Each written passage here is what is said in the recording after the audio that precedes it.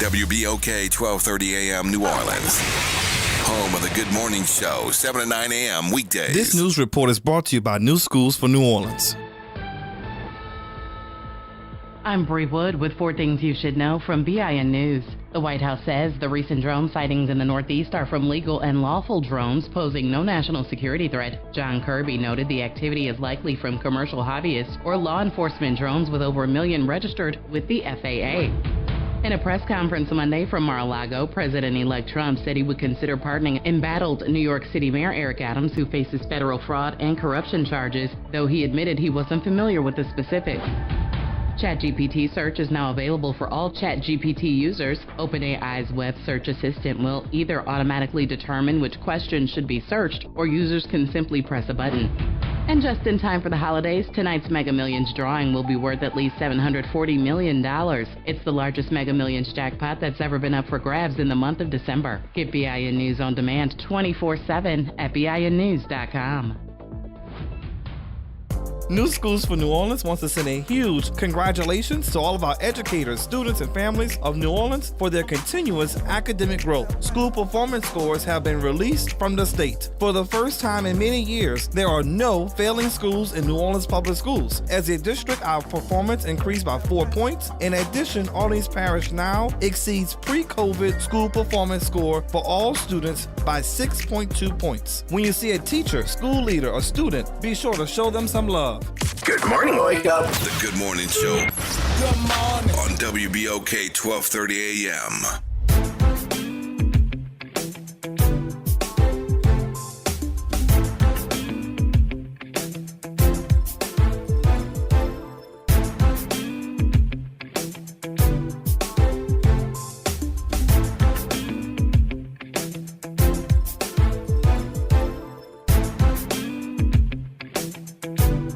Wake up, New Orleans. Dr. Wyatt. Back in the house. The champ is here. No, I don't know about. Well, let me say this.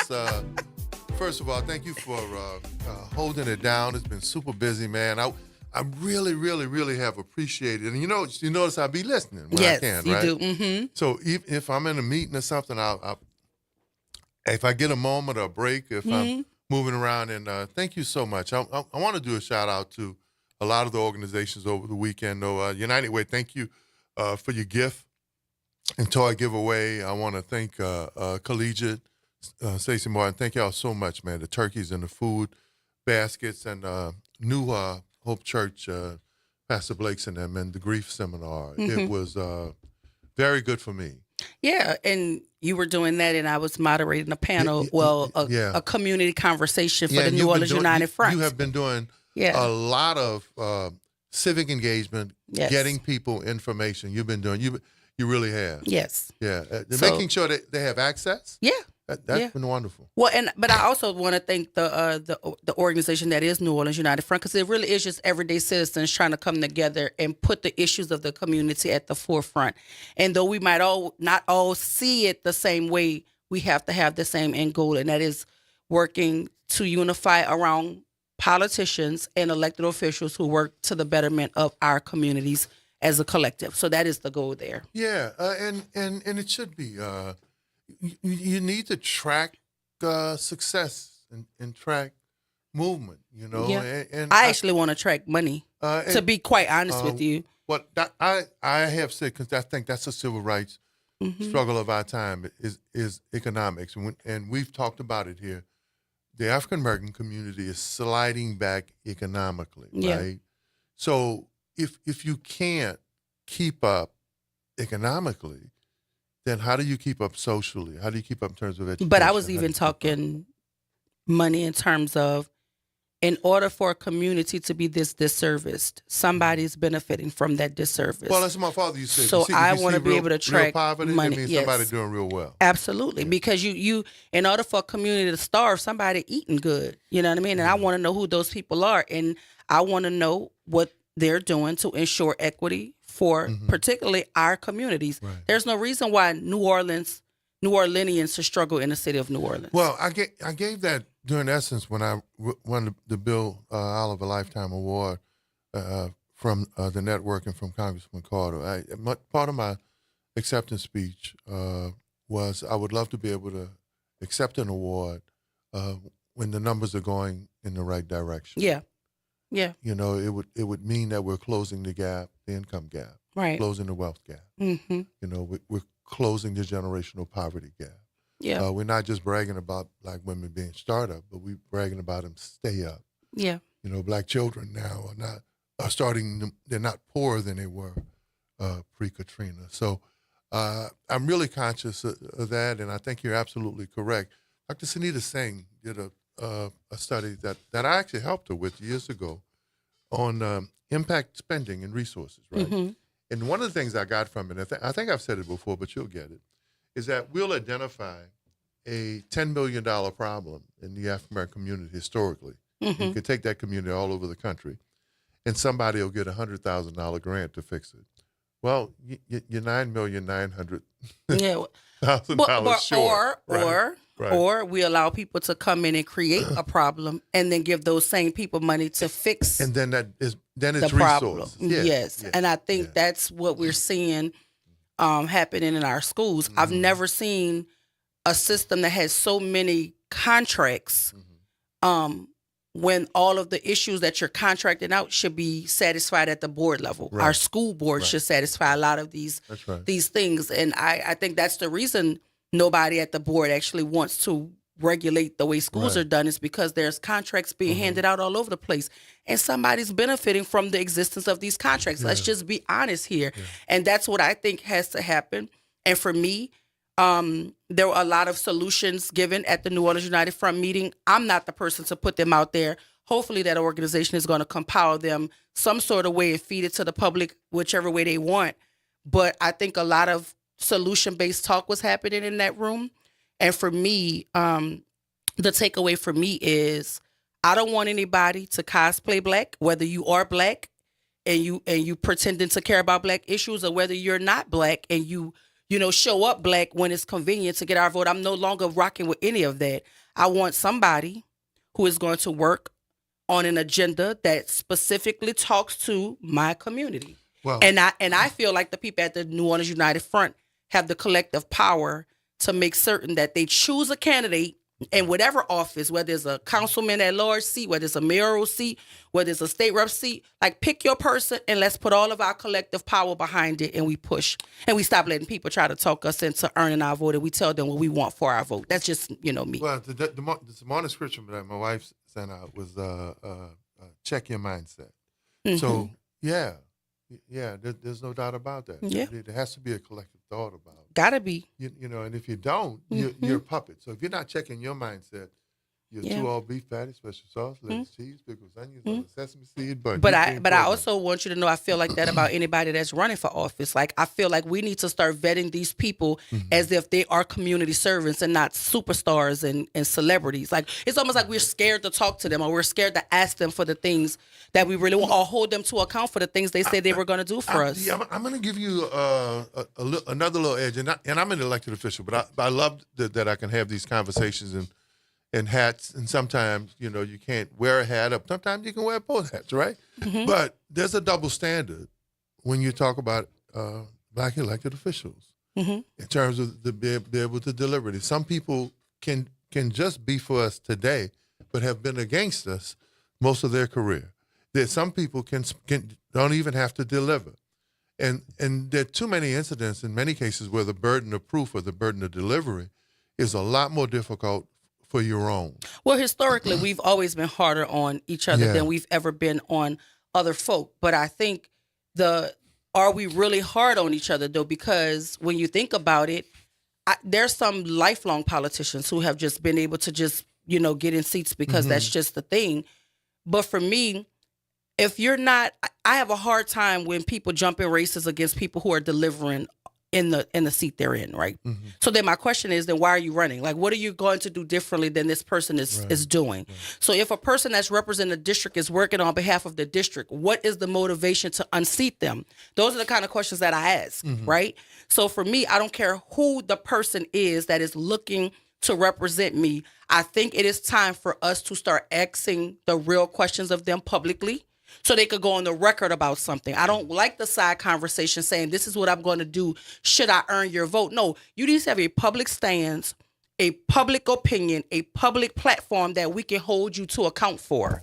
That is what needs to happen. And all of this other stuff to me is just noise. I don't care what anybody looks like anymore, because looking like me ain't got me enough of what I need for my people, right?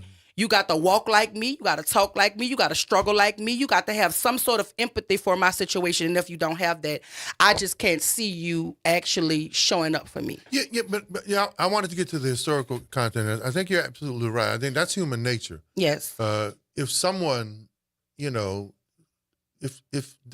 they don't understand your walk, right, they can't imitate it when it's convenient for them, especially it's around. That's that's black folk included. Around an election, whoever they may be. Yeah. But I do a lot of seminars, and as a historian, I'm called to talk to a lot of groups. And I'll never forget, I was talking to a group of about 30 young business leaders, right? Some were looking at politics, boards and commissions. Many own their own businesses. They were executives. And they were in this program. And we did like a little preliminary poll. And these are educated people. I'm talking about doctors and so and so and this and who's and that, and who wanted to be this, that, or who. 90% of them didn't know of any of the contributions that African-American leaders had made to this city.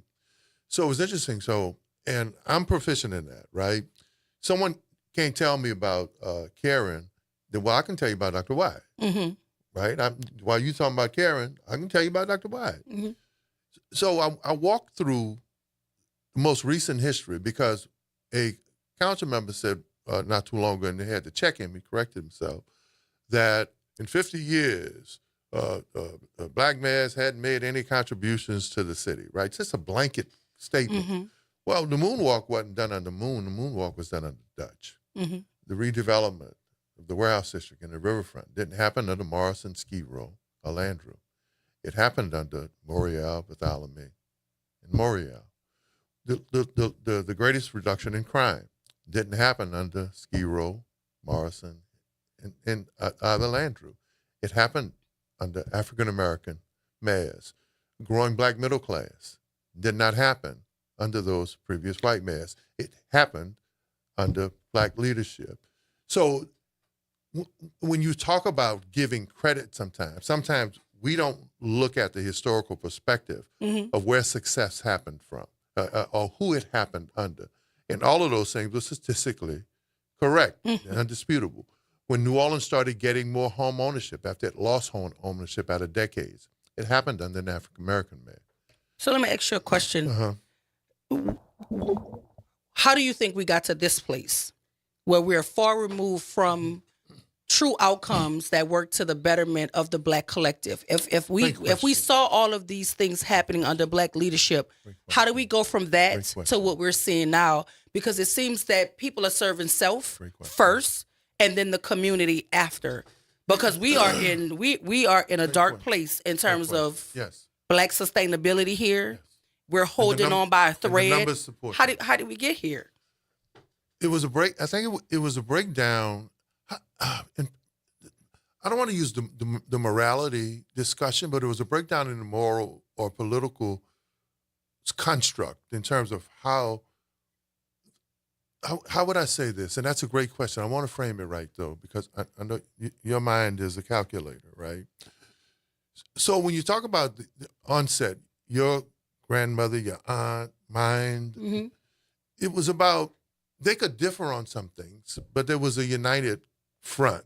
Yeah, which is why I think that's a appropriate name for that organization, because there's different perspectives there. There was a united front. We got to unify around on something. issues that matter. It just wasn't about politics. I told the story of when, before a group, of when Jim Singleton brought me to a meeting early on when I was just a legislative aide, and he brought me to a meeting of all of the African-American advocates, activists, and political groups. And when I walked in that room, I was surprised because I thought many of them were fighting each other. They never talked to each other. No, they had a united front around housing, around positions, around making sure that we had more representation, around opportunity. They may have differed on some political battles about who ran, but they were all in that room talking about how we advance the community. I have not seen a meeting like that since. So today, what you have is you have brokers in many cases, right, who will actually take they leverage the candidate and they leverage the people with the money based on what they do, not those issues around what the collective does. So that's a breakdown there. But do you believe, or is there a way to identify the folk who are supposed to be in those spaces? They're already self-identifiable. Yeah. Fighting for us though, right? Because I don't know you if you're wearing a mask, right? If I'm the regular voter, layperson, and I have no political prowess, right? I don't know any of this. All I'm believing is what you're saying to me. How do we then identify the folk who are at these tables, who are in these rooms, supposedly working for us, but they're working against us for self-serving reasons? Because this is who we need to eradicate. This is what we need to get away from. You know who they are by the outcomes. So the lines are lit up. But you want to? We can go through. Or you want to break? We can go. Yeah, let's go through. Right. Reverend Wallace, man. God bless you. Thank you for holding. Man, Thank you for Oliver, you and Dr. Shante right on point.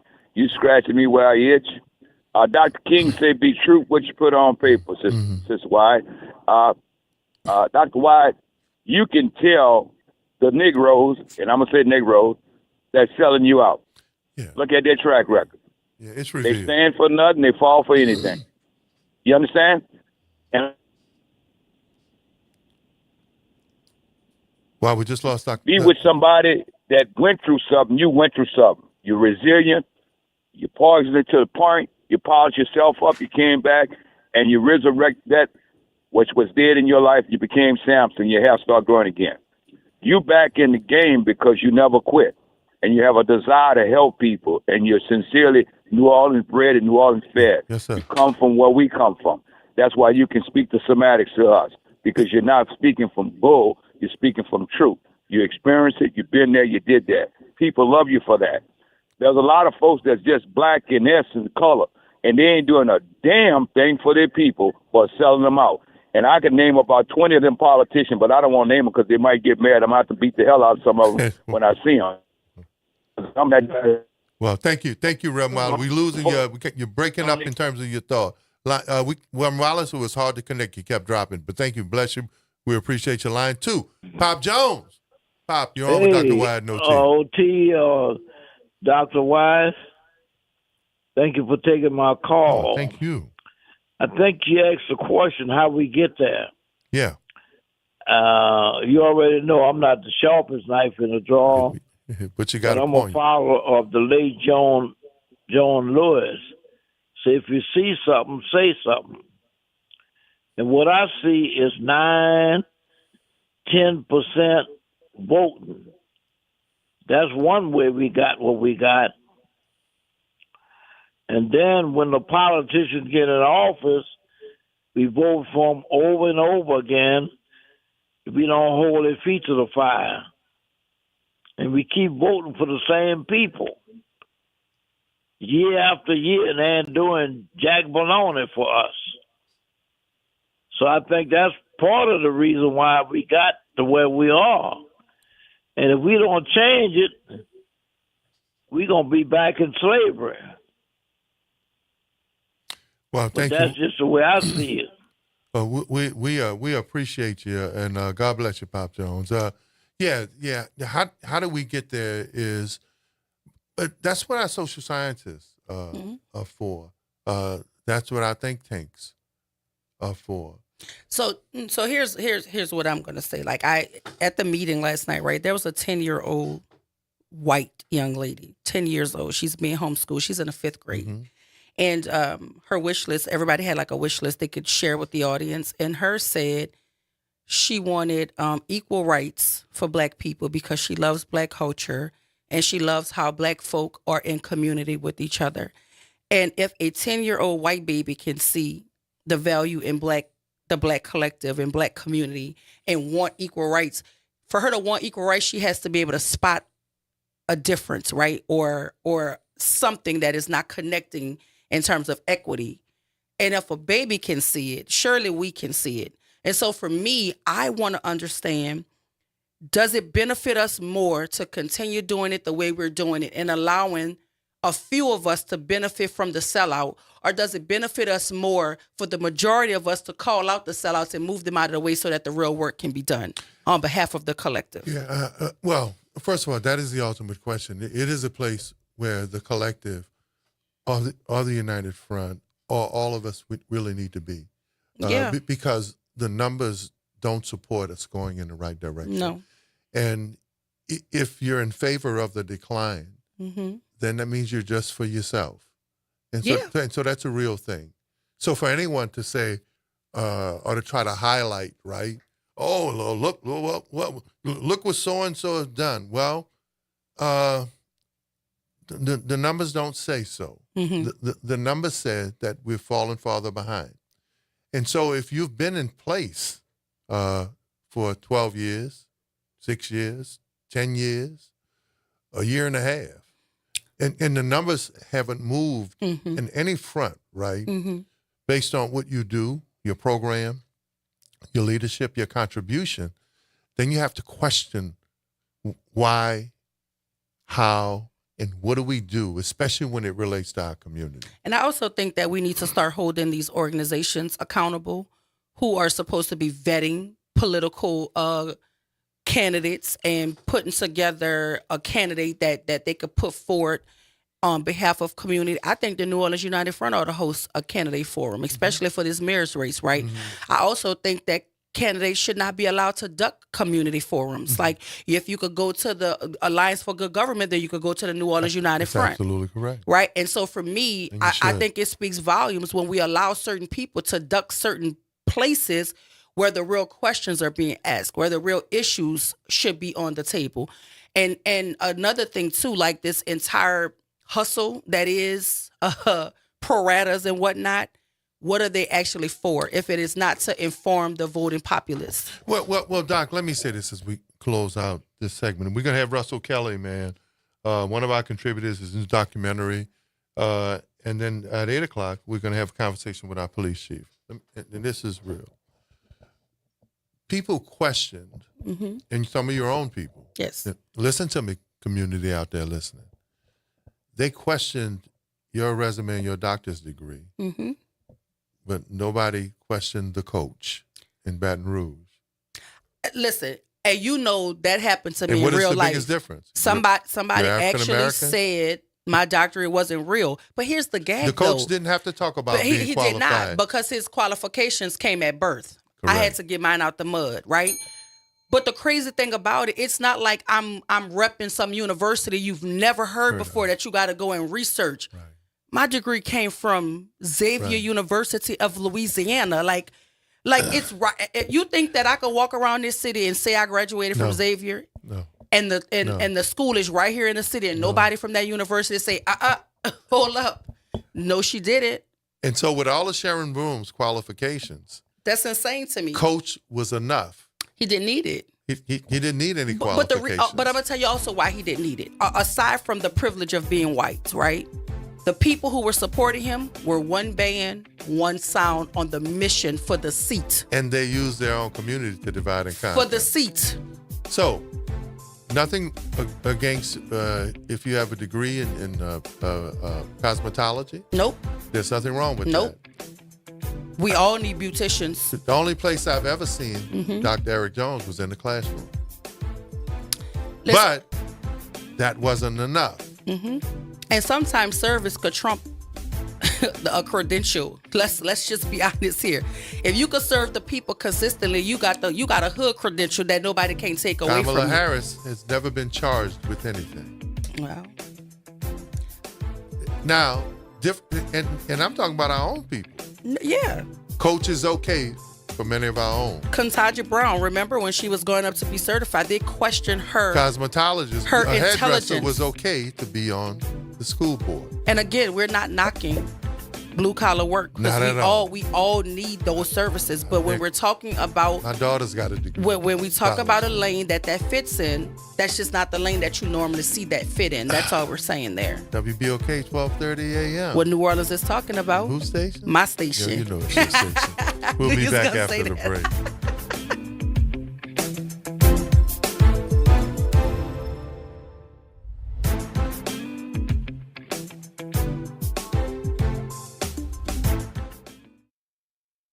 NOLA Public Schools' main round enrollment for kindergarten through 12th grade is now open. With 73 schools available through the NOLA Public Schools Common Application Process, or NCAP, finding the right school fit for your family is easier than ever. List up to 12 choices to maximize your chances and apply by January 24th. We're all in, and we hope you are too.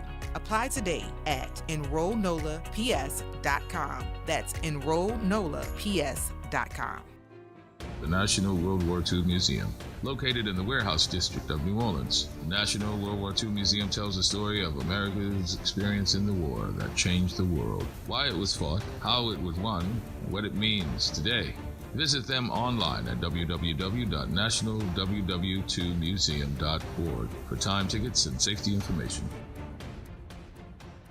Greetings, WBOK family. This is Jason Clark, host of United Way and You. Be sure to tune in next Thursday at 12 p.m. when we'll be speaking with Melanie Richardson, co-founder and executive director of Training Grounds, a United Way funded partner. The topic will be the We Play, We Connect Family Resource Hub. Please tune in if you're able. Until then, we only have one life to live, so live united. The New Orleans Jazz and Heritage Foundation is the nonprofit organization that owns the New Orleans Jazz and Heritage Festival presented by Shell. With the funds generated from Jazz Fest, the foundation invests in Louisiana companies through economic development, cultural enrichment, and free educational programs. To learn more about what the New Orleans Jazz and Heritage Foundation does, please visit www.jazzandheritage.org. Are you passionate about community safety and police accountability? Tune in to The Monitor's Mic, where we talk about oversight, policing, and you. Hosted by the Office of Independent Police Monitor, we're here to shine a light on policing issues that matter, from real-time policing updates to in-depth interviews. Get the facts and stay informed. We're breaking down complex issues, highlighting community voices, and holding people behind the badge accountable. Join us for an informative hour every Friday at noon on WBOK. Your city, your police, your show. The Monitor's Mic. Parents, are you looking for a school where your child can excel? Look no further than Inspire NOLA Schools, home of the highest performing open enrollment schools in New Orleans. At Inspire NOLA, we believe in nurturing every student's potential, providing an excellent education, and supporting their journey to success. Enroll today for the 2025-2026 school year. Visit enrollnolaps.com to get started and learn more about our schools and programs at inspirenolaschools.org. Join the Inspire NOLA family, where excellence is our standard. Hey, this is Norman Sanders with WBOK, letting you know to have a happy holiday. Making a difference in the community. WBOK 12:30 a.m. Good morning. Wake up. The Good Morning Show. Good morning. On WBOK 12:30 a.m.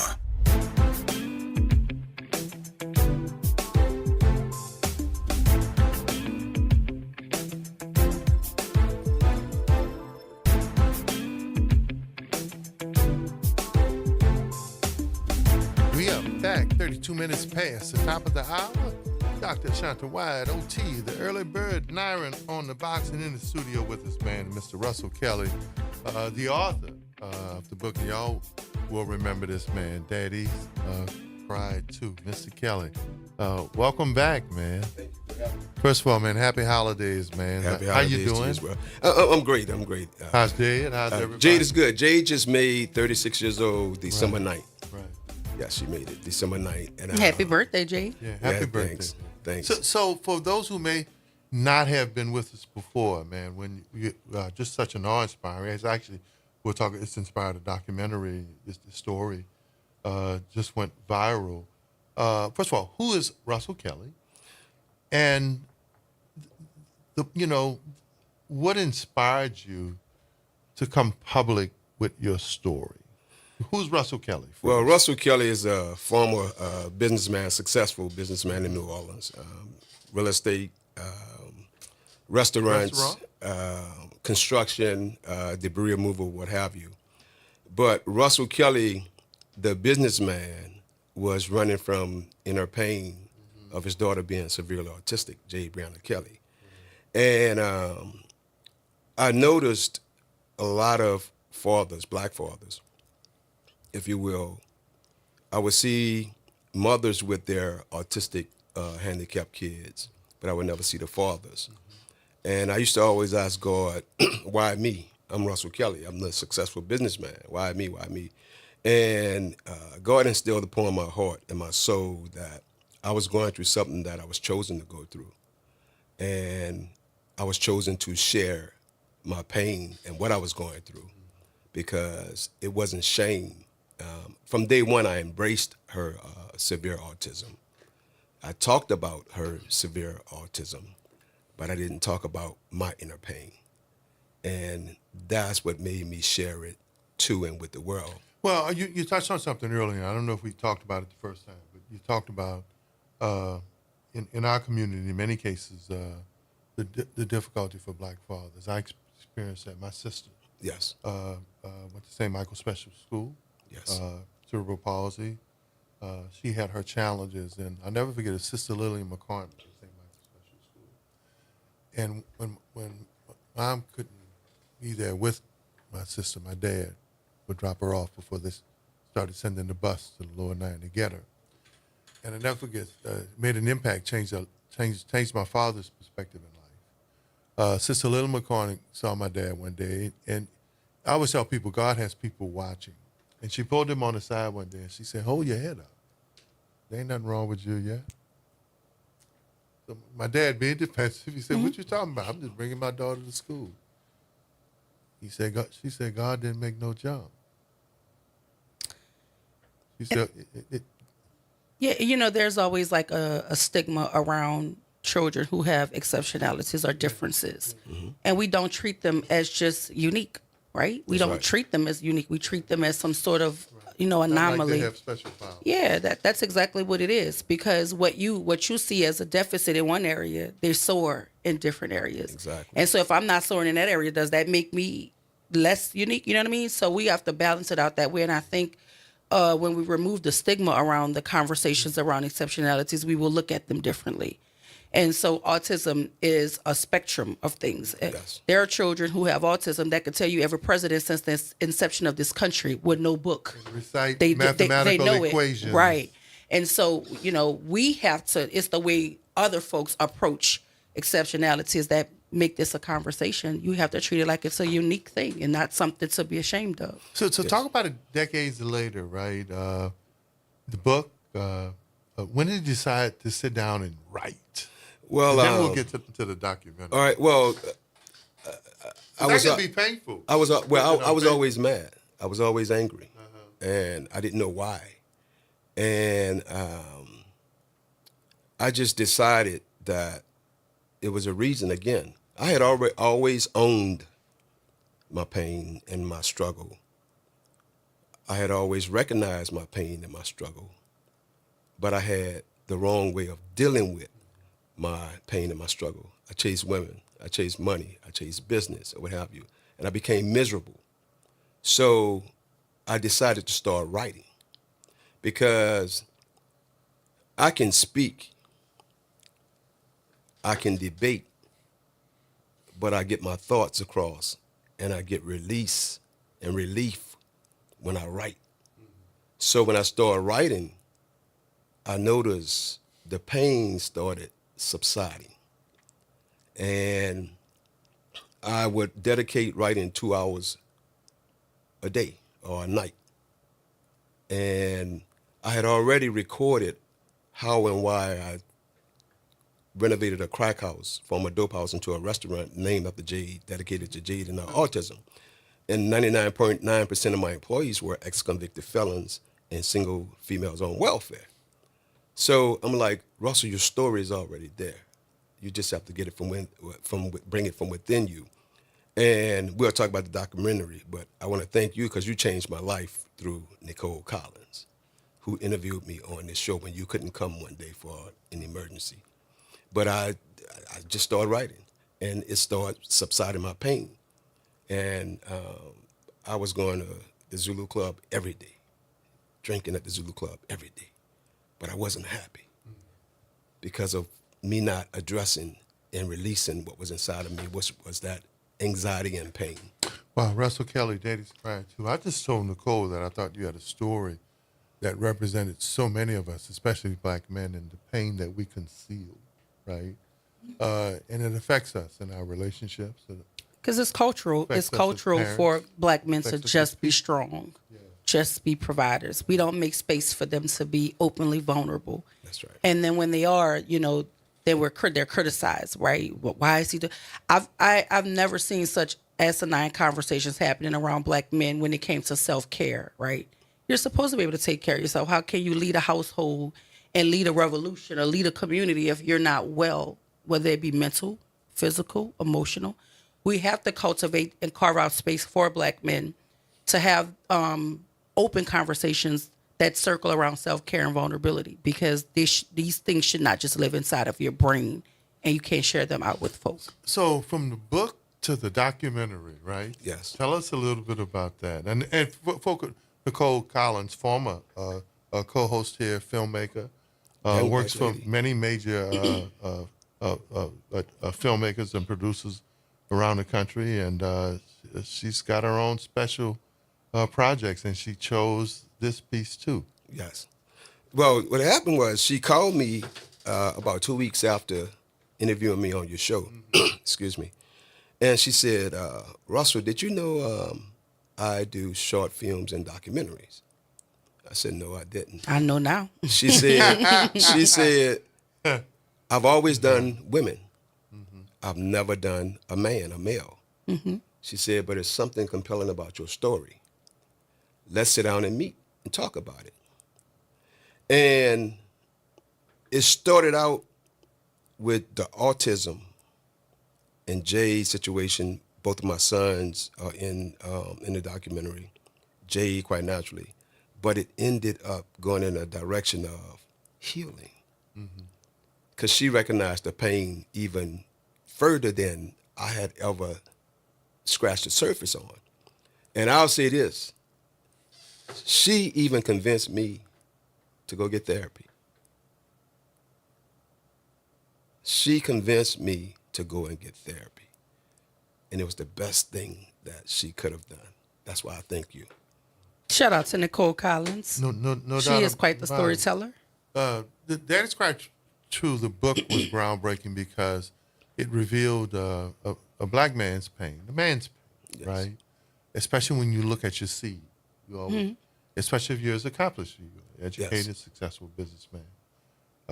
People know you throughout this country in terms of what you've done for black business and government. Yes. How do you see the documentary contributing in the way that the book, Daddy's Crying Too, or differently? Because they're two separate projects. Yes. The thing you see in a documentary, you see a black father interact. You see with his daughter. You see him peel crawfish. So we don't get a chance just to read about it. We can see it. You see two young, successful black males who were born by two different mothers, but were brought up by their father as they live in the same household, how they speak about how that impacted their lives in such positive manner. You see a black man walk into a doctor's office and ask for help. You see a black man who ends somewhere he thought he would never go back to, further as in this type situation, at his father's grave. You actually see it.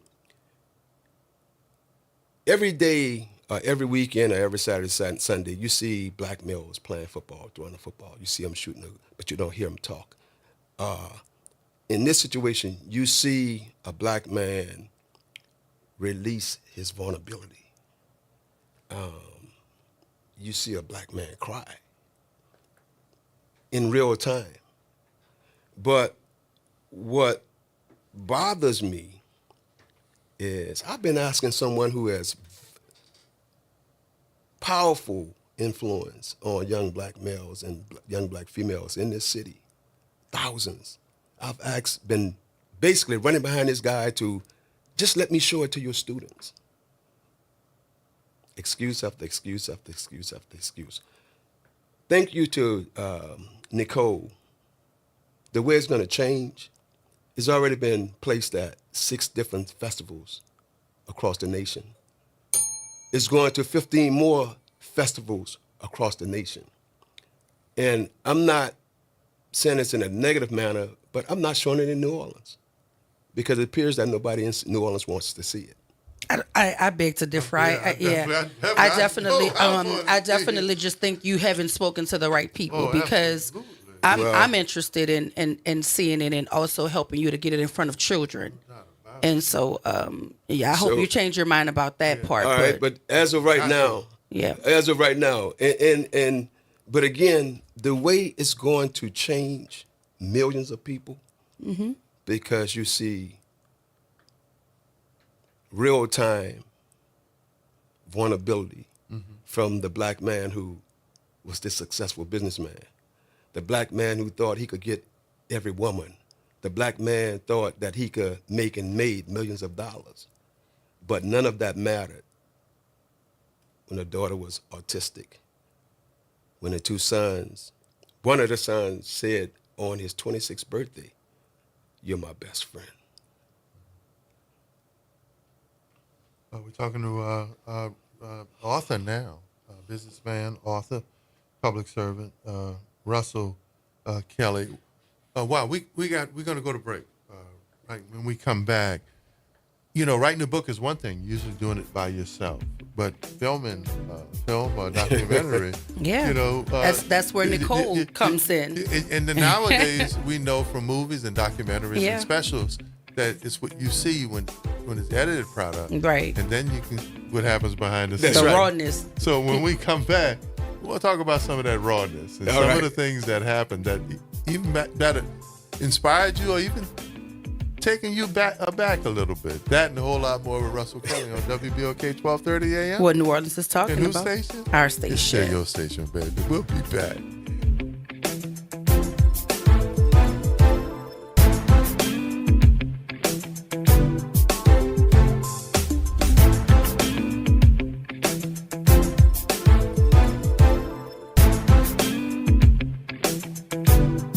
Jessie loves playing detective. A clue.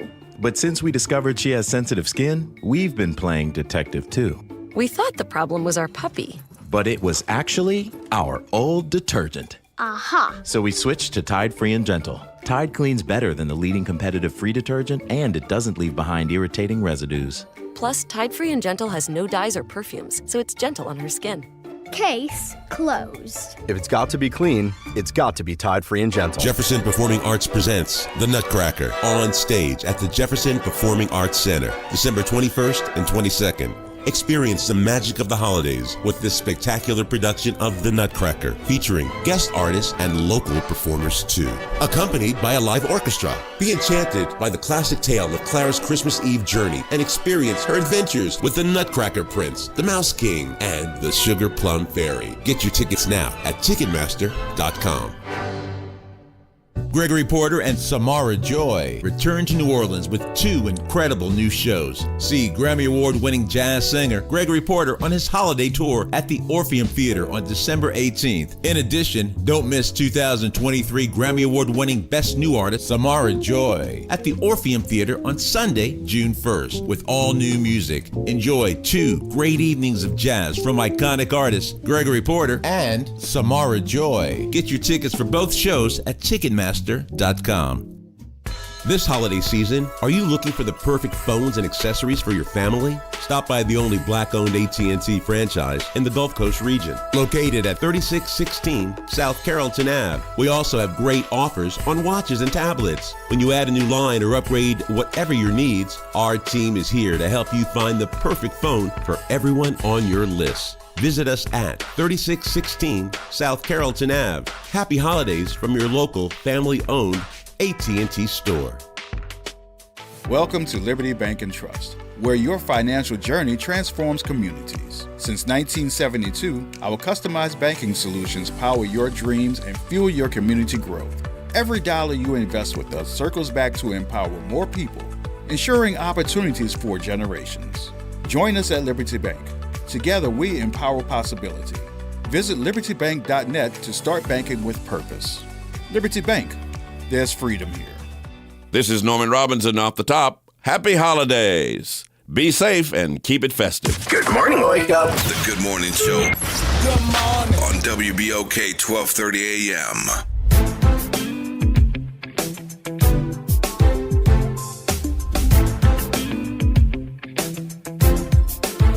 We are back, man. As always, Dr. Wyatt, OT, what we do here, we really thank our listening audience, whether you're on social media, Facebook Live, Instagram, listening the old-fashioned way of streaming at www.WBOK1230am.com. But we're back in the studio with Russell Kelly. He's the author of Daddy's Cried 2. Now the documentary. Is the documentary going to have the same name? Yes. It's Daddy's Cried 2, a book by Russell Kelly, and the film by Nicole Collins. The experience with Nicole Collins, young black female, phenomenal. Filmmaker, producer, writer extraordinaire. Then she used students from Dillard University to capture the footage, the photography, the filming. I was blown away. Again, it showed how even though she's young and a graduate from Dillard, how she's reaching back. Absolutely. And pulling up those and teaching those. And the whole time she's like, Russell, because I could be antsy. She's like, Russell, just be patient. And she's explaining to them why she's doing what she's doing. When we went to get some studio time to shoot footage, the studio was run by a young black female. So I was impressed. And again, like I told you, she challenged me. Nicole challenged me. So talk about that challenging piece, right? It's like I say, it's different from sitting down writing. Someone who likes to sit down and write their thoughts to understand the world. To have people around you, right? That can be challenging. What was different from you to do the film? And some of those behind the scenes stories, right? Because if you're having a moment, it's difficult to go on stage or on film. That's right. And I've seen people end interviews, cut filming sessions short. Yep. Mainstream actors, because they couldn't deal with the moment. How was that for you, especially doing something so personal? All right. When I was... What's your favorite word? Cut. When I was writing my book, I was in total control. Right. My thoughts. That's where I'm. My thoughts, my mood, my timing, when I want to write, how I want to write, how I want to look. What Nicole would do is say, Russell, I sense this in you. Trust me on this. Trust me on this. I'm one who trusts no one. And that black male, that black alpha male was like, no, I'm not going to let her tell me what I should do or what have you. And specifically, she was like, a lot of pain that you're going through comes from your father, you and your father's relationship, not just Jade. We should go to your father's grave. And you talk to your father. I say, I'm not doing that. Is that in the film? Yes. Oh. I say, I'm not doing that. Mm-hmm. I don't talk to my daddy's grave. She said, just trust me on it. We drove to San Francisville, which is 125 miles from here, where my mom and daddy is born, and my mom and daddy and sisters are buried. We drove a Sunday morning, straight there.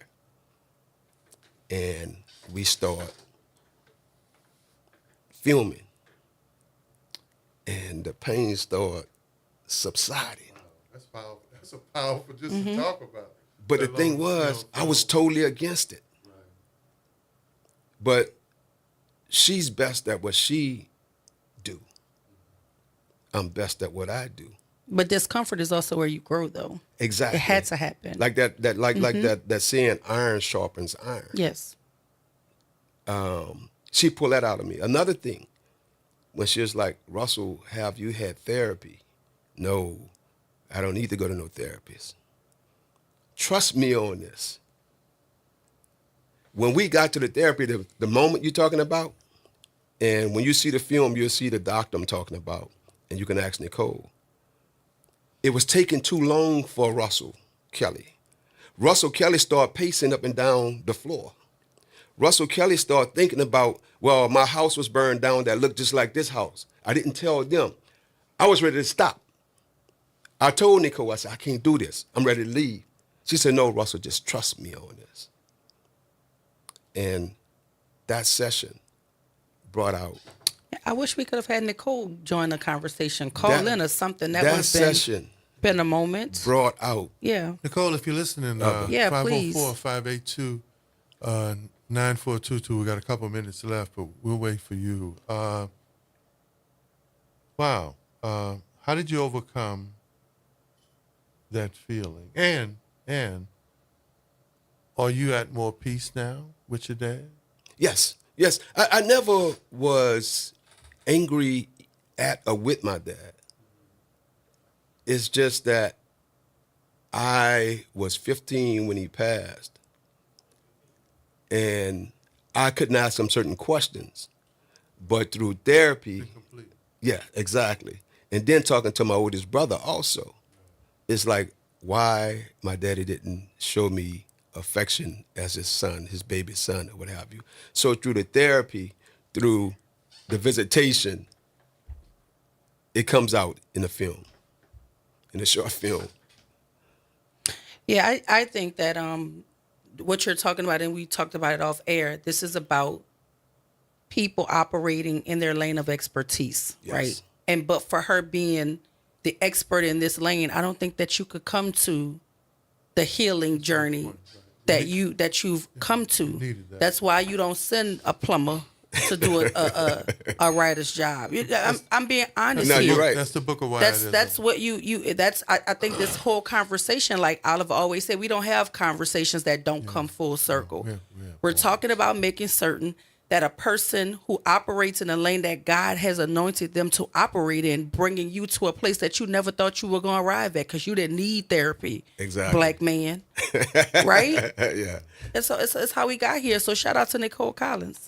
Line one, Denise, good morning. God bless you. You're on with Dr. Wyatt No T and Mr. Russell Kelly. Happy risings, everybody. I have a smile on my face right now. We can see it. This young man, you just said something. I spoke to a neighbor yesterday, and we talked about going to the funeral site to visit our family. And I'm like, I don't want nobody to pull up no flowers, kill these flowers to come bring to me, to bring to somebody who's buried in the ground or the wall, wherever I know you put them. Those people are not there. I'm not going to go to the grave site to see my mom because they didn't put her in the grave. She's in the wall. I'm going to go stand with my face to a wall and say all my hurt and my pain to a wall. That's not right. I felt that. So that's like your film. What's the name of it? Daddy's Cry Too. Daddy's Cry Too, I'm sorry. Excuse me? Daddy's Cry Too. Mm-hmm. Okay, we know where our family members are. Why are we going to cry to a hole in the ground or a square in the wall? They're not there. Well, so I had just had to say that. Well, their spirit is Thank you, there. Miss Denise. You can still talk to her. She's listening. Their spirit is still there. I look at your soul. Let me start.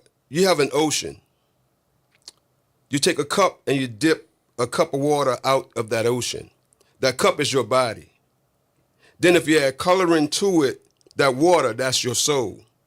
So I didn't speak to my father physically.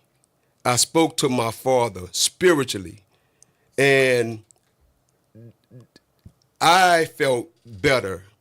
I felt healed in that place and in that space speaking to my father. Well, let's hurry and get this call. Papa Baptiste, quickly. We got 1 minute left, Papa Straight Baptiste. to the point. You're wrong. Straight to the point. Good morning to everybody. Come on, Seva. Ça va bien.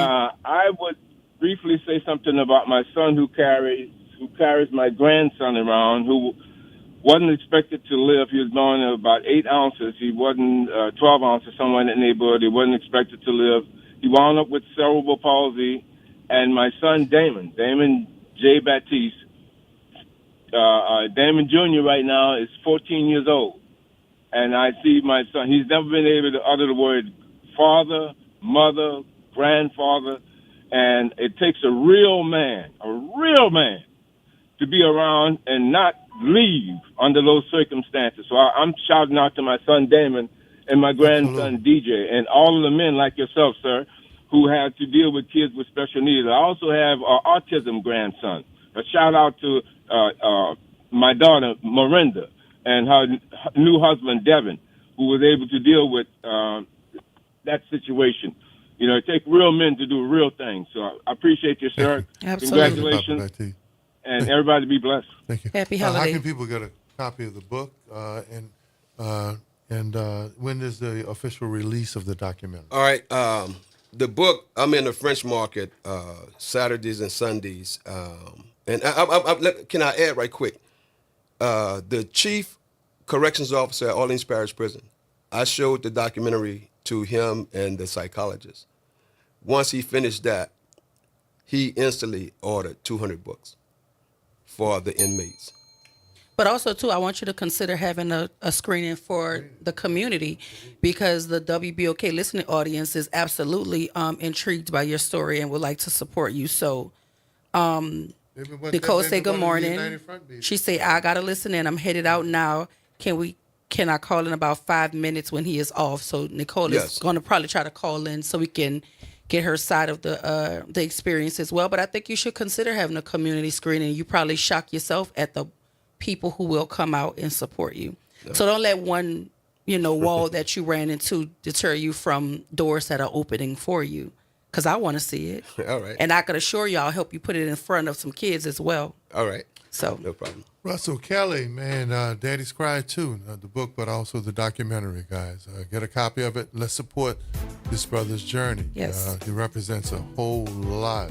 Cultural, intellectual, emotional, and definitely spiritual. You promise to come back? I promise. Hey, absolutely. And I promise to do the filming. Thank you. Look at it. We came full circle. WBOK, 12:30 a.m. What New Orleans is talking about? Station? Our station. Still your station. The healing station. We'll be back. Shout out to Nicole.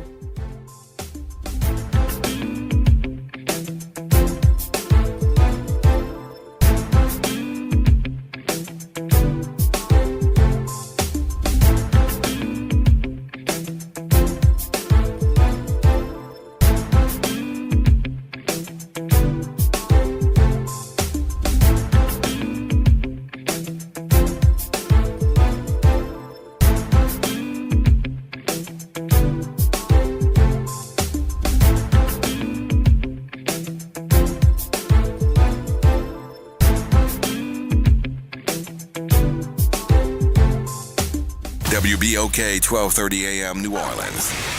Home of the Good Morning Show, 7 to 9 a.m. weekdays. This news report is brought to you by New Schools for New Orleans.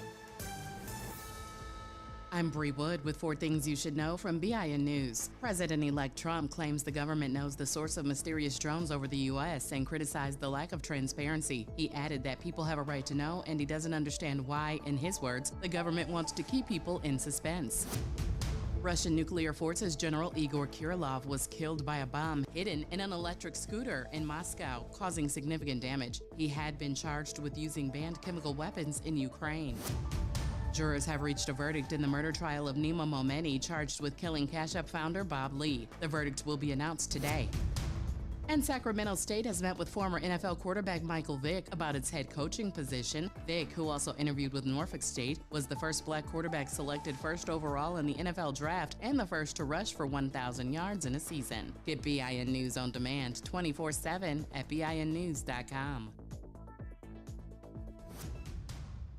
New Schools for New Orleans wants to send a huge congratulations to all of our educators, students, and families of New Orleans for their continuous academic growth. School performance scores have been released from the state. For the first time in many years, there are no failing schools in New Orleans Public Schools. As a district, our performance increased by 4 points. In addition, Orleans Parish now exceeds pre-COVID school performance score for all students by 6.2 points. When you see a teacher, school leader, or student, be sure to show them some love. It's Off the Top with Norman Robinson on WBOK 1230 AM. Borrowing a line from Blazing Saddles, one of the funniest movies I have ever seen, what in the wide world of sports is going on with the Orleans Parish school system?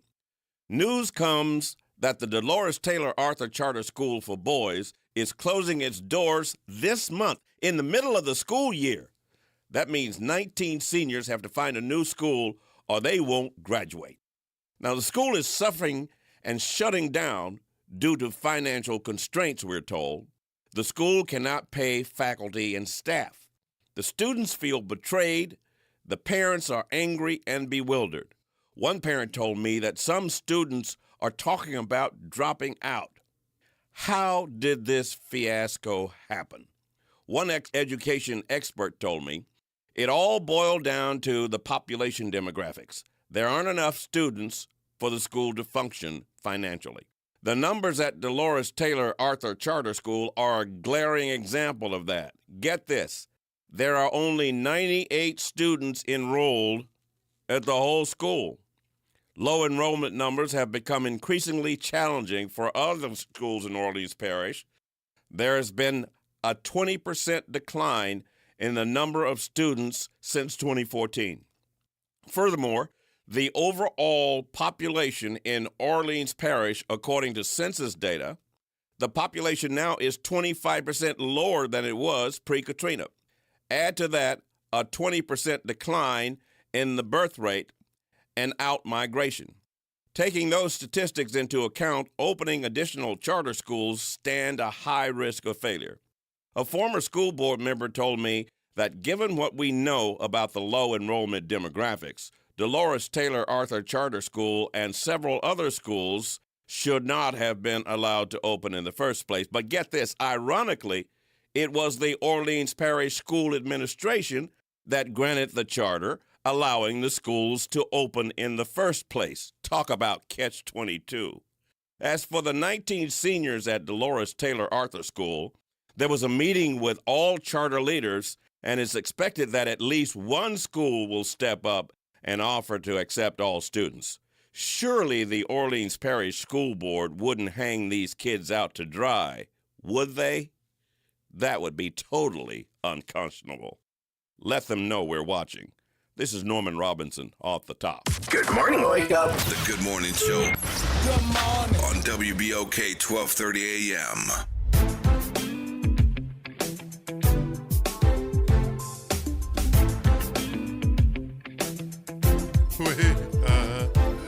We are back 6 minutes past the top of the hour. I keep telling you, I just look stupid. I'm really stupid. I love it when people underestimate me. WBOK 1230 AM. What New Orleans is talking about. Station? Our It is station. still your station. And we're back.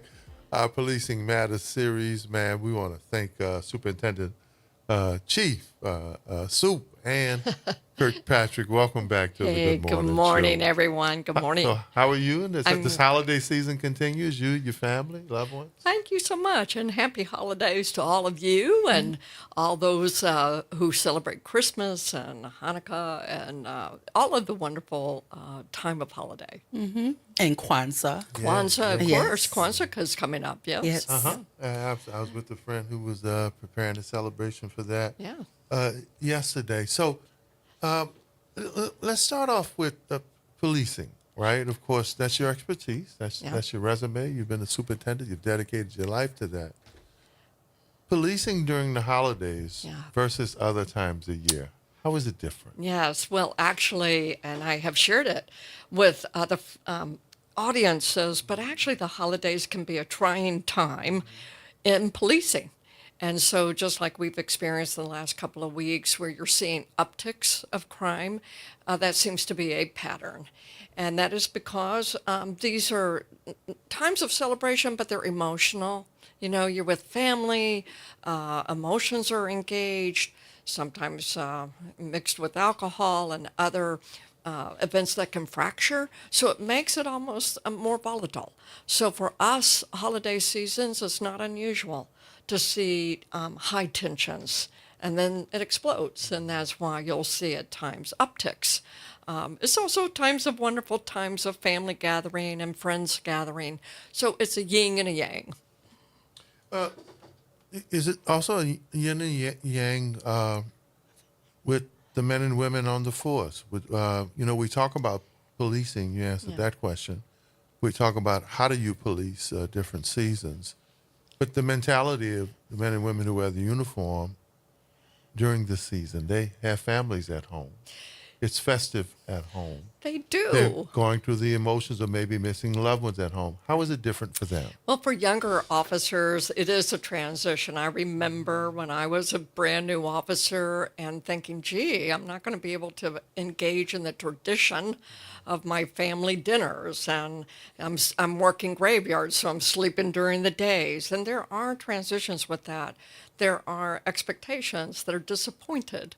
And you learn that, well, but you knew that when you went in. So it's kind of like the mind and the heart finally kind of coming together, because you can know it, but then to experience, oh, I'm not with my loved ones, it can be also a trying time for family or for officers. So I know this is like totally off the holiday conversation. Yeah. But I actually want to know, like, how do you, are there any policies that govern the way that we police across parish lines? Like, is there a consensus between police departments? Sure. So the best example, and it's a recent one, but like pursuits, and when they cross parish lines. Yes. So all of the law enforcement agencies, most all of us have similar policies. So let's say New Orleans police have a pursuit that matches what allows a New Orleans police officer to engage in a pursuit, and it crosses into another jurisdiction. Most of us in our neighboring jurisdictions have very similar policies associated with notifying that other jurisdiction. We're coming into your jurisdiction. If the other jurisdiction wishes to assume the pursuit, then you back off.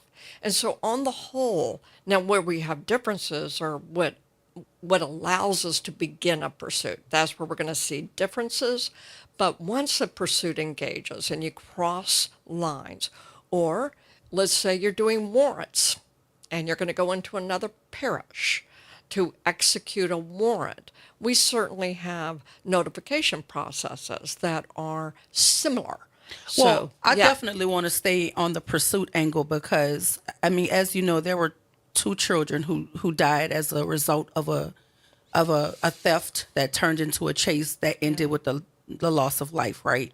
And I'm just trying to figure out if there is a mutual respect between police departments that says the idea of notifying, right? The idea of stopping, because New Orleans can't chase unless they check off certain boxes per the consent decree. Correct. But the neighboring parish isn't under a consent decree, so they can just kind of operate a little bit differently than what we would here in New Orleans.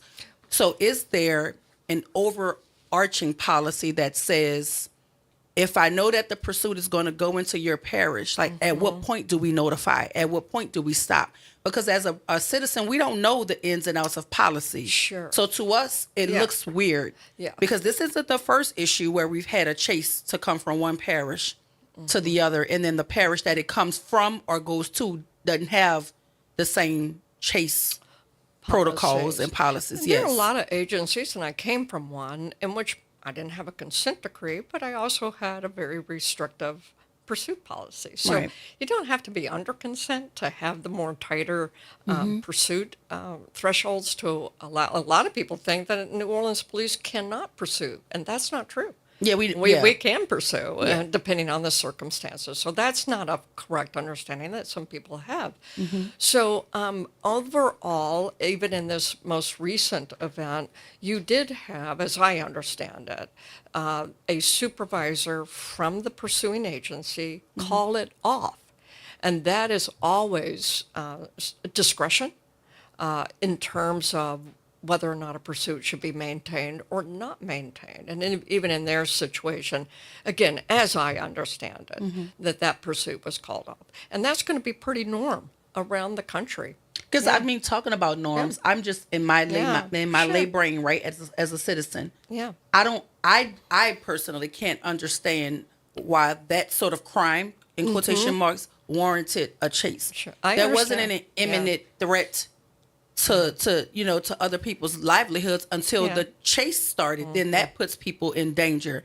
I think we have enough surveillance in the mall, enough surveillance all over to get faces and license plates, and we could just could have handled that differently. But I'm not police, so I don't really know. I wanted to ask a question another way.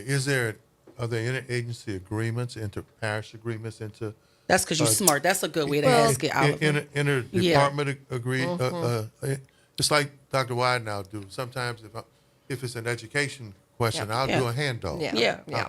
Is there a handoff? With respect to like the formal agreements, So, for instance, we use formal agreements associated, let's say, with Super Bowl coming up. So we engage the attorneys of each agencies engage in kind of a legal contract, and you would be familiar with that. They're CEAs, I think, is the term that we use. Okay. In other places, the law governs what we call mutual aid. So let's say we had a major event in the city of New Orleans. Through mutual aid, I can call another parish or city, Kenner, and say, we need your help right now. That would be a legally defined mutual aid reach out. So yes, there are some complexities associated with how we relate interagency. Anything that governs liability. That's what those, yes. And especially if you talk about damage. Yes. Not just damage to life. Exactly. Damage to infrastructure. And that's your experience shows.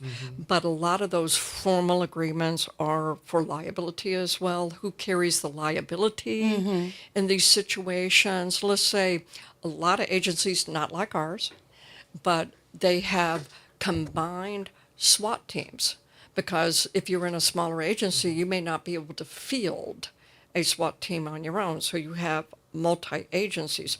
Agreements define who carries what liability. And so, yes, it is a complexity of rules, regulations, and contracts. I actually want to commend you for fielding these questions that I'm asking, because as a parent, I'm a parent, and I'm also an educator. Yeah. And so to lose two children hits differently for communities who are paying attention, right? And so my question, absolutely. So here is my thing, because I'm gonna tell you what New Orleanians believe. Yeah. Because I'm born and raised here. If that chase had happened the other way around, there would be more conversations around responsibility and liability and when do we chase and what warrants a chase. I feel like we would be under a microscope with question, and people would be beating it. But because it happened with Jefferson coming into our parish, is there a lack of respect for the New Orleans Police Department? Because other parishes just willy-nilly come into our parish chasing, and then the conversation is the crash happened in New Orleans, the chase happened in New Orleans. No, it started in Jefferson Parish. It initiated in Plaquemines Parish. Is there a respect across parish lines for police departments? But let's deal with the question, because in one in one I think press conference they said the pursuit stopped at the parish line. Did that or did that not happen? No, it doesn't always stop at parish lines. And in this particular case, I think the technical legal issue is that based on 3 or more people. It was called off was the word. That's correct. So in terms of framing it as respect, I like that and I understand why you framed it as respect. Yes. The way I have seen it is that it's not that a disrespect, but different leaders have different mindsets and framing of the questions, and they see it differently. It's almost like politics. It's like you see a politic, or you have a particular political position, and you have a particular political position, but that doesn't mean there's a disrespect for each other's positions. It's a different viewpoint. Versus I disrespect you because you don't share my politics. That is not the way I think. I think in terms of we see things differently. And that's the way I look at these situations. Different leadership, different people have different perspectives. And that could be so. You could be a different leader with a different perspective. But when it comes down to policing protocols and policies, we ought to have some uniformity. There should not be a way where certain police departments could get away with doing things, and other police departments are held to a different standard for doing that same thing. Yeah. So let me ask this question, because that takes us to a whole nother issue.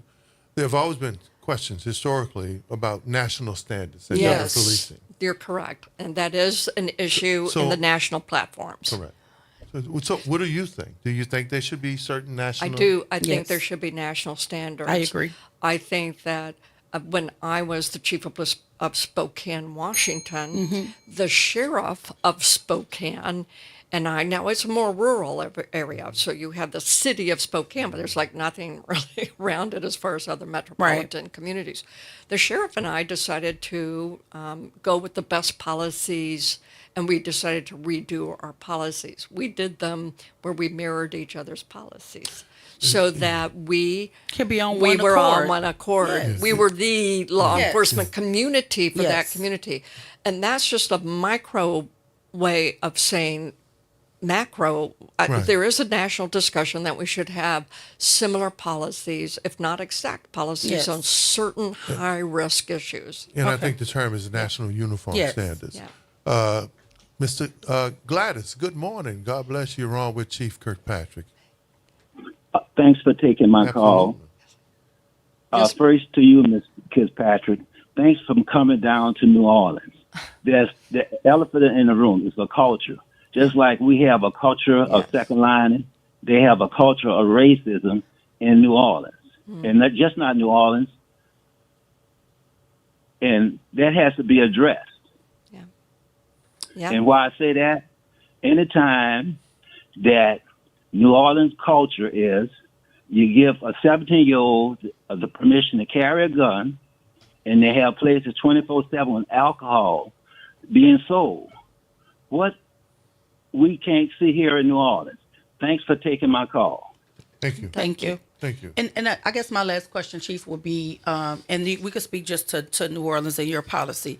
If a chase happened and the narrative is that the chase was called off, is there a way to be transparent with the public to show us when it started, when it stopped, and how do we verify that it started and stopped at the times and places that were stated in the report? Right. So the sheriff, who I think very highly of, Sheriff LaPinto, he will own that in terms of the reports and the sharing that type of information versus us. We are handling that's what I meant. If it happened in if this chase happened in New Orleans, yes, is as there you know, a way we share for everything, Yes, and we ma'am. want. Yes, I mean, I am a believer, and I know it sounds trite, it sounds like a pat answer, but I am a public servant, which means I work for you, and the public has the right to know the business of the police department. So yes, we share, like we share our body-worn camera video on shootings, right? We share all of that.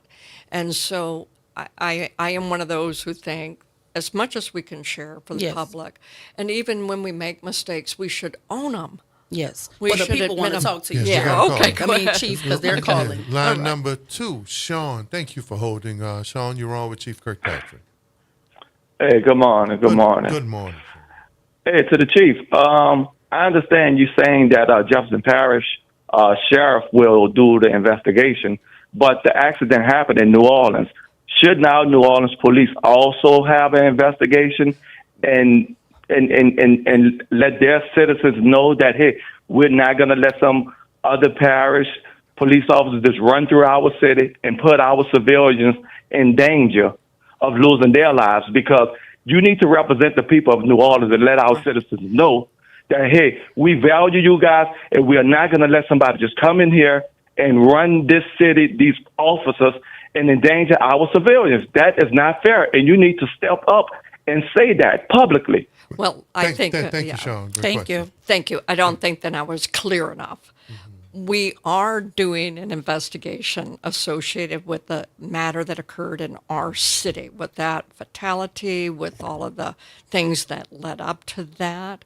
But the sheriff owns the investigation in terms of the start of the pursuit, that portion of it, the theft that occurred in their jurisdiction. So, yes, we do our portion of the investigation. So I apologize that if I was not clear. Mm-hmm. Yes, NOPD does an investigation, but it's a bifurcated investigation. Can I ask a more direct question? Yeah, sure. Is theft is theft per protocol and policy a reason to initiate a high-speed chase in a highly populated area? The technical issue, and I use the word technical because it's a legal matter, it is, I believe, being classified as a robbery. Oh, wow. The law changed that called a theft of 3 or more involved, that it would be classified as a robbery. Is it still property? Yes. And we would have, there are different standards. So a robbery no longer has to have a weapon involved? Not always. Like, for instance... I'm learning. Yeah, no, it's okay. And I don't expect you to know. Yeah. I don't. Yeah. So I find your questions good ones. Thank you. So, for instance, a strong arm robbery. Let's say I'm walking down the street, and a person comes up and snatches my purse, but uses force. Yes. That, but you don't have a weapon, but it still classifies as a force.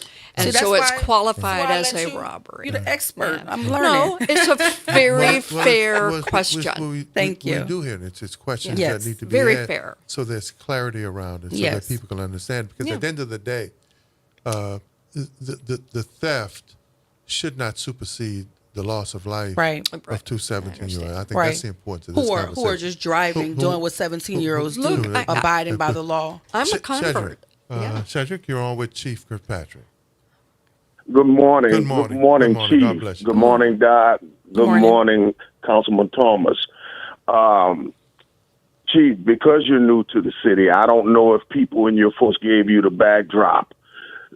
Typically, whenever something happens throughout the years, they come, Jefferson Parish, they come into the city of New Orleans. I do know they are the sheriff. They can do whatever, I guess.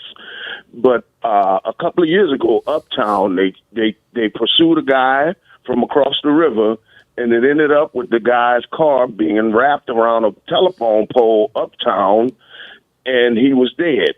I guess they said he was trying to run over him. I literally passed that scene, and the front of that car was wrapped around the pole. I don't see how he could have backed up. But nevertheless, this is what's going on. No one is justifying anybody stealing or anything like that. But I just would hope that our city leadership, you being the head of the police department, our mayor, our city council, that somebody would truly investigate it. And as you just did, let us know that this is being investigated. And thank you very much. Thank you, Cedric. You bet. May I share something about myself? So, I was one of those people who used to, as a police officer, as a rank and file just police officer, I'd go, well, why don't we chase like stolen vehicles? Why don't we do that? It's a bad guy. Why are we going to allow a mindset that a criminal can come into our community and steal our cars? And so I grew up in an era of policing where we chased stolen cars. And then without a consent decree, without anyone making me, I was a chief when a person lost their lives. An innocent person was hit over a car chase, over a stolen car. And that day, I made a decision. No, we're not going to chase for property crime of a stolen car. Now, my officers were upset with me. right? Because there are different mindsets about that. We want to be a city of tolerance, but not one of lawlessness. So how do you hit that balance? And that becomes why I think different mindsets and different perspectives, but it doesn't make someone being disrespectful. I had my own where I went, oh, no, and my officers were mad at me because I didn't allow it. And as I said, I didn't need a consent decree. I didn't need someone to force it. Ann Kirkpatrick as an individual went, no. So is no. the New Orleans Police Department considering the use of drone technology so that we could maybe eliminate some of these issues? Those are really great insights, because let me share with you how to think about that. I think technology should be used and leveraged in lieu of the chase. So you put the drone up and we can find you and chase you. A helicopter. We used to have helicopters. We had a whole group fill the council chamber anti-technology. And that's the point. So then you But wasn't that for the facial recognition piece? Yeah, but it's all part of the same level of It's all the technology same thing. Same So, thing. if you're in Oakland, that community would no more allow a camera system in their city than to save a man on the moon. Because their assignment of meaning is that a camera is surveillance, or is it security? Which one do you assign meaning to it?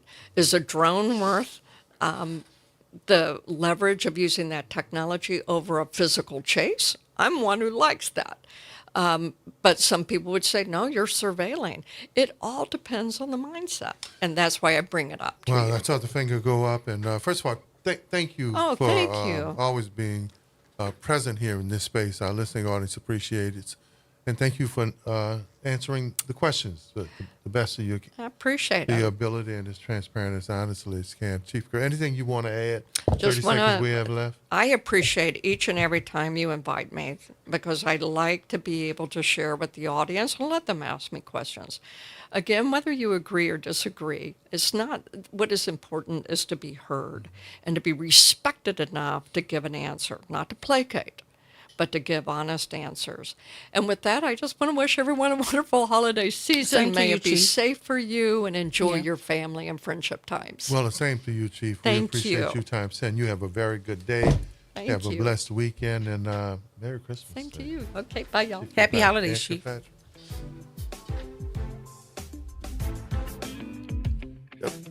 12:30 a.m. What New Orleans is talking about. And whose station? Our station. Our station.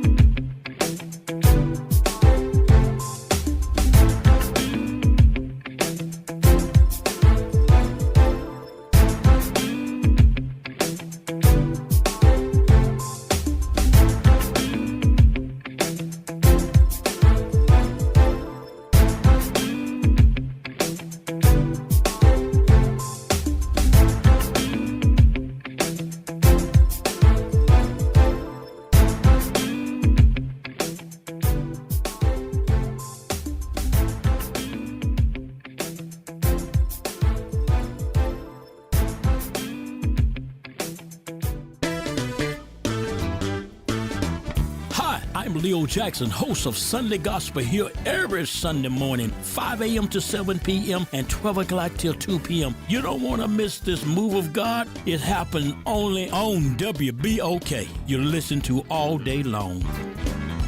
NOLA Public Schools' main round enrollment for kindergarten through 12th grade is now open. With 73 schools available through the NOLA Public Schools Common Application Process, or NCAP, finding the right school fit for your family is easier than ever. List up to 12 choices to maximize your chances and apply by January 24th. We're all in, and we hope you are too.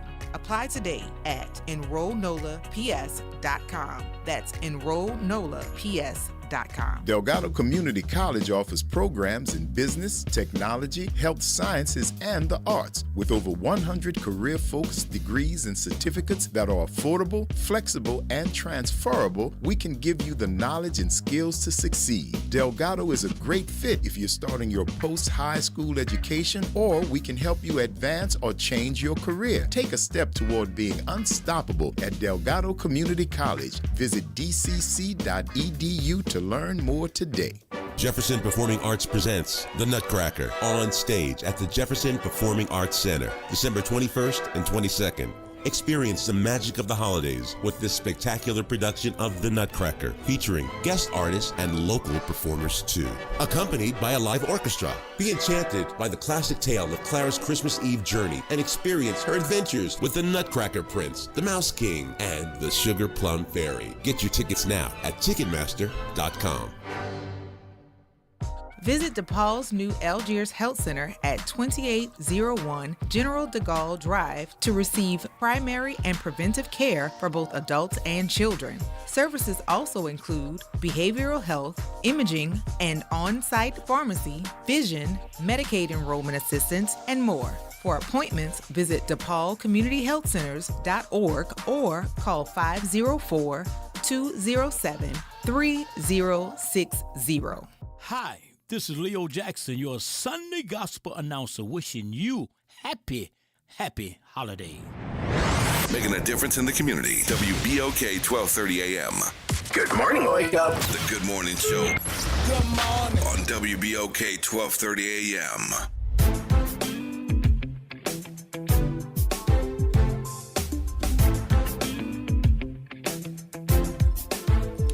We are back. This is what I miss as much as I love Dr. Wyatt, right?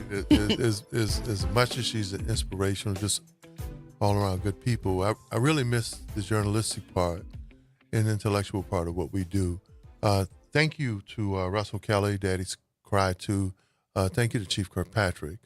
I like the fact that what we do here, we do differently. And for our listening audience, if you were paying attention, thank you, Sean. Thank you all the folk who called in. This was the first time you got a chance to really understand the difference between what happened with the person who was part of the robbery or theft or shoplifting versus the tragedy that happened to the two young girls. Right. That it was all muddled in every other news. I think purposely, though. Outlet, whether it was print, television, media, and many people thought that those two young innocent girls were part of the chase, a part of what happened with the robbery. Right. This is the first time, Dr. Wyatt. They were absolutely innocent. That systematically, yes, we broke this thing down to say, no, there was a chase of someone who committed a crime, and there were two innocent people who paid a property crime, too. The price of their life for a property crime. And there's a third child, to my understanding, that is still fighting in a hospital. I have not heard any updates in terms of the progress of that child, but these were 3 innocent children. And our prayers go out to them. You know, and to me, I think that is what's lost here. Like, nobody's talking about the gravity of the outcome of chasing somebody who's alleged to have stolen merchandise. Because let's not forget, it was an off-duty officer who initiated all of this. He wasn't in the store. He just heard, I guess, maybe he was monitoring a scanner or something and heard the make and model of the car or something. And he called it in, and that's how this even started. And so for our listening audience, the reason why that moment was important, especially with the questioning, and Sean, thank you for your comments, was because there were several comments after print and news media where folk were associating those two young girls with the criminal act and criminal activity. There were comments saying where they should have been stealing. They had nothing to do with that. And even if they were stealing, are we now killing children because they stole? Like, you steal, you get arrested, you go before a judge, you get your penalty, you serve your time, you do whatever. You don't die because you stole out of Lakeside. So when you question the importance of black media, whether it's the Tribune, the Weekly Data, what Think 504 does, what Dr. White and I here do, what Kimber and Graylin and Eddie and Gerard. No other place was there an attempt, or I don't even want to say an attempt, that there was an understanding of the issue so that you could distinguish between the two different things that happened, and that had nothing to do with the other. Yeah. But unfortunately, cost these young girls their lives and families this level of grief. Let's go to the line right now. Line number 1, Ken, good morning. God bless you. You're on with Dr. Wyatt and OT. Good morning, OT. Good morning, Dr. Wyatt. Good morning. Dr. Wyatt, let me apologize the other day for going off, because I went off. But more importantly about this, having been a city manager, and living in Prince George's County, Maryland, there was a no pursuit policy in the county because we had ATV problems. Sound familiar? Yes. So yes. When we had one guy, he want to be John Wayne. He bad. He gonna go out there and chase the guy on the ATV. No, motorcycle. The motorcycle cuts completely through a car, kills a woman after there was a no chase policy instituted. The reason you don't do it is because you put civilians at risk. That is a known fact. Now, state police come in here, we got 5 crashes in 10 days. They almost kill a woman, so then they pull back. An old lady on Broad Street, they almost kill her. She's not doing anything wrong. Oh, we got to get the criminals. Well, felony evasion, you got a robbery, a murder or something like that. You got to pick that carefully. I love what the chief said about using technology, cameras, drones, radios, doing what you do, and you chase them. What in Glen Arden, Maryland, what we did, and we had the lowest crime 2 miles from the D.C. line, and it's a hot mess in the D.C. Southeast and Lower Prince George's County. We had the 5th lowest crime rate in the state, including rural areas. We would just watch the guys, find out where they went on the ATVs, and then we would go in and confiscate the ATVs with an order. Now, there was no pursuit unless, again, it was a serious felony. This is a property crime, a shoplifting crime. Are you kidding me? And now we got 3 people dead. And LaPinto, look here, that dude, I ain't got nothing for him because his guys are chasing somebody for this. We have dead young people. Young people. Why? Because some guy decides he's going to be bad. And this is the 3rd, 4th, or 5th case into the city. Yes. So Ken, let me ask you, I can't not ask you this question while we have you on the line, especially you've been involved in municipal government at every level. This push that we talked about for a uniform policing policy, what has been one of the holdbacks? Because even local administrators like you, even though you guys have had your own policies within the governance of the municipality, they've long asked for universal code to do. What has been the reluctance by the federal government to provide that? Because they don't want to have the impression that they're being soft on crime, because the general public feels, man, you got to do anything to get the criminals. You got to get them guys. Okay, great. That's nice. But guess what? When they kill one of them, then we're going to know. And that's the problem. It's a perception issue. It's kind of what they've dubbed the Ferguson effect now. You got regular guys, police officers out here, and they feel that if they can't equalize the tables by catching the bad guys, because it's them against the world, they're going to protect us from everything bad in the world, that it's not right. And the public feels the same because we have not educated the public as people working in government to say, hey, this is how it works. This is why we do or don't do something. And that's been the problem, why there's been such resistance against it. Now, let me tell you something. You go out here and run over Boise Bollinger's wife and kill her, you ain't going to have no problem with a no pursuit policy. It'll end tomorrow. It just depends on where it's happening and who it's being done to. So with that said, guys, I just wanted to appreciate you, man. Happy holiday. All right. Oh, Yeah, wow. So that's the thing, right? That's the conversation we're having. And I want to dispel this myth because, once upon a time we were accused of condoning criminality on this station. So I want to be very clear. The reason we don't harp on it is because we know we are going to be penalized. We are going to get arrested. We're going to be charged. We're going to be incarcerated. We have no conversation there about accountability. The judicial system will hold the young lady who stole from Lakeside accountable, right? But accountability does not stop there. Yes, she stole. Yes, she fled from police officers. But is there not a policy that says you are the professional, you are the trained person, you know that you're heightening the probability that other folks' lives will be endangered? She's not thinking that. She's not trained in anything. All she's trying to do is get away. But you're the professional. That is why teachers are held to a different standard in terms of schooling, because they're the professional. That's why doctors are held to a different standard, because they are the professional. So why is it that we only want to put the onus on her? Her actions alone did not cause that accident. And that's what we should be talking about here. 2 children are dead because we don't have a uniform way to govern policing in this city. One parish to the other, they do different things. And that's a problem. That's a problem. Hey, there's no doubt about it, man. First of all, important conversation. It's something, and thank you, Ken, especially as a former city manager and administrator in different parts of this country. As attorney, Ken is actually from New Orleans. We appreciate when that insight and folk who call in. You are not going to have that with expertise. With expertise, you're not going to have the discussion like that. And so, at some point, though, Congress and the federal government is going to have to step up, especially given what we see with this tide in the way it's turning this country and in many states. And I think one of our legislators should step up and put the bill in those kids' names. Like, we need to do something. The chief said she's for it. Most local chiefs, administrators, but they said they're for it.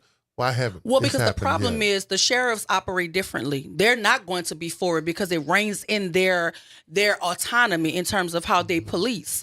That's the issue. Sheriffs all over this country have unchecked power that does not work well for marginalized communities. And that's the honest conversation that we have to have.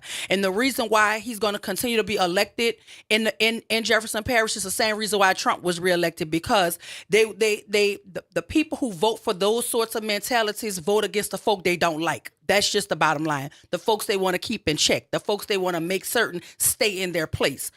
I don't like walking around the issue. We need to walk into the issue. And the issue is there's a different way our communities are policed, and it's a different way other people's communities are policed. Because I promise you, if those 2 babies had not looked the way they looked, this conversation will be all the way different today. Nobody's even talking about those children. We're talking about the girl that stole. Nobody's talking about the fact that police put people's lives in danger for property, for clothing or perfume or whatever she stole from Lakeside. You would have thought she picked the whole building up and put it in the car. The way that they went after her. I mean, come on now. Like, this is insane to me. And then you want to tell me you started and stopped the chase? Wow. we got before the parish line? The lie detector determined that's a lie. National uniform.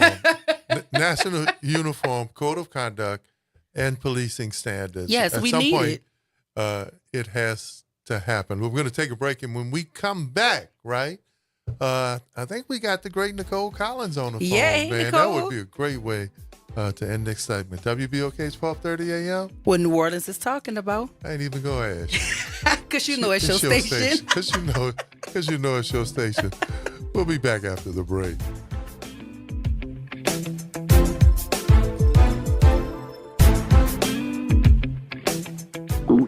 Oh no, stomach issues again? Stomach issues? Who are you? Your pancreas. I could be the real reason for your diarrhea, gas, bloating, stomach pain, or loose oily stools. I thought it was my stomach. People often do, but any of these symptoms could mean having a condition called exocrine pancreatic insufficiency, or EPI. With EPI, the pancreas doesn't release enough enzymes to break down food, but EPI is manageable. Use the symptom checker on identifyepi.com and speak with your doctor. That's identifyepi.com. Sponsored by AbbVie. Wherever we go, we never forget where we came from. The river parishes tell a story unlike any any other. Join Rise St. James for Home for the Holidays, a celebration of our shared heritage, including the historic Orange Grove and Buena Vista plantations. Hear stories of resilience, connect with descendants, scholars, and community members. Preserve our legacy, honor our ancestors, build a sustainable future. Join the conversation at risestjames.org/holidays. Rise St. James. Together, we rise.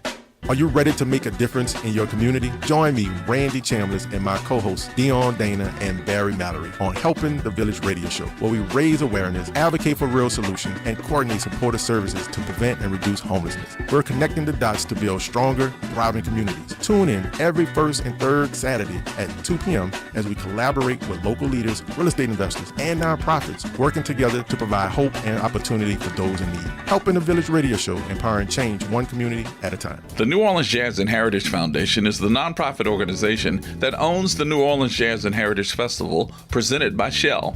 With the funds generated from Jazz Fest, the foundation invests in Louisiana communities through economic development, cultural enrichment, and free educational programs. To learn more about the New Orleans Jazz and Heritage Foundation, please visit us at www.jazzandheritage.org. This is wellness advocate and host of Change Your Water, Change Your Mind, Pastor David Patan. Every week, I'm educating you on how to be healthier by making simple changes to your diet. So join me every Saturday at 1 p.m. and let's get better together, only on WBOK 1230. What New Orleans is talking about. Keep up with NOLA Public Schools through Education Elevation. Education Elevation will highlight the achievements, innovations, and contributions of scholars, educators, schools, and the district. Tune in every fourth Wednesday at 11:30 a.m. for engaging conversations and updates as we strengthen connections and support the needs of our scholars. Mark your calendars for every fourth Wednesday at 11:30 a.m. Hi, this is Cleveland Spears III, partner at Equity Media and WBOK 1230. Wishing you and yours a happy holidays. And hi, this is Cleveland Spears IV. Welcome to the world. Happy holidays. Hey, everybody. It's Kimber White Dupree. And it's Graylin Bryant Banks from the front porch. We're coming up next. Good morning, wake up. The Good Morning Show. Good morning. On WBOK 1230 AM.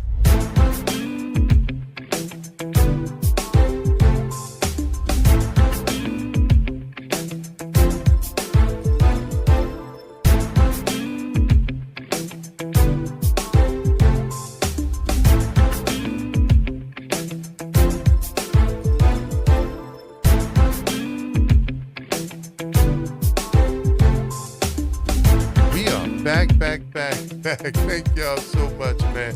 What a wonderful conversation. We can go straight to the line. Line number one, Nicole Collins, filmmaker, documentarian extraordinaire. Welcome to the Good Morning Show. Hey, Back Nicole. to the Good Morning Show.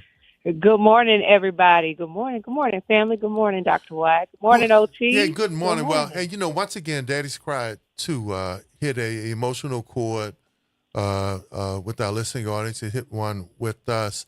But talk about why'd you pick that project and the transition from a book, a sensitive subject, black male emotions, what happens in our black families when you talk about medically, emotionally, spiritually, and then the transition from the book to the documentary. Nicole Collins.